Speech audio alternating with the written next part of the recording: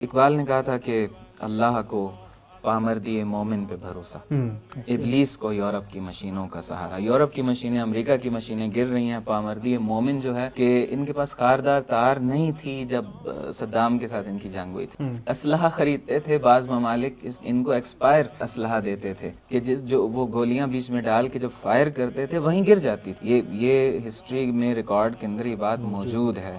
وہاں سے انہوں نے سفر شروع کیا اور پھر یہ اس طرح کے راکٹ اور ڈیفنس سسٹم تک ان کا پہنچ جانا، اس میں خدائی عنایات جو ہیں وہ شامل حال ہے. میں ایک واقعہ یہاں پہ سنانا چاہ رہا تھا، ابھی ذہن میں آیا کہ بیان کیا جائے. یہ چیزیں سننی چاہیے، ناظرین کو بھی دیکھنی چاہیے، سمجھنی چاہیے کہ یہ حقائق کیا ہیں کائنات کے، کائنات کہاں سے آپریٹ ہوتی ہے، اس کا سافٹ ویئر کیا ہے کائنات کا.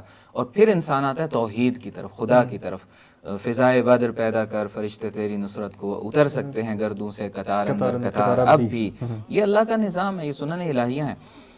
ان کے 2 افراد کا یہ واقعہ ہے، دونوں شہید ہو گئے. نام ابھی مجھے یاد نہیں آ رہے، پہلے میرے ذہن میں ہوتا تو میں لے کر آتا ان ناموں کو. ابھی یاد آیا مجھے واقعہ. ایک استاد تھے، ایک شاگرد تھے. استاد جو ہیں ذرا پہلے شہید ہو گئے، شاگرد اس پچھلی 12 روزہ جنگ کے اندر بظاہر شہید ہوئے.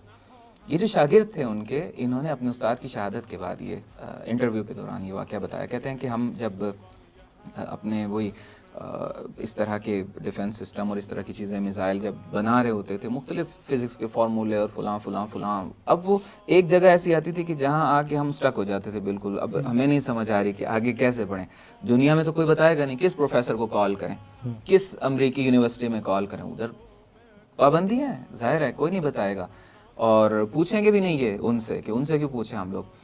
یہ کہتے تھے کہ میرے استاد کہتے تھے اٹھو، جاتے تھے مصلی عبادت پہ 2 رکعت نماز پڑھتے تھے. یہ اسی زمین کی باتیں میں کر رہا ہوں، دنیا شاید نہ سمجھے اس کو، اسی زمین کی باتیں ہیں.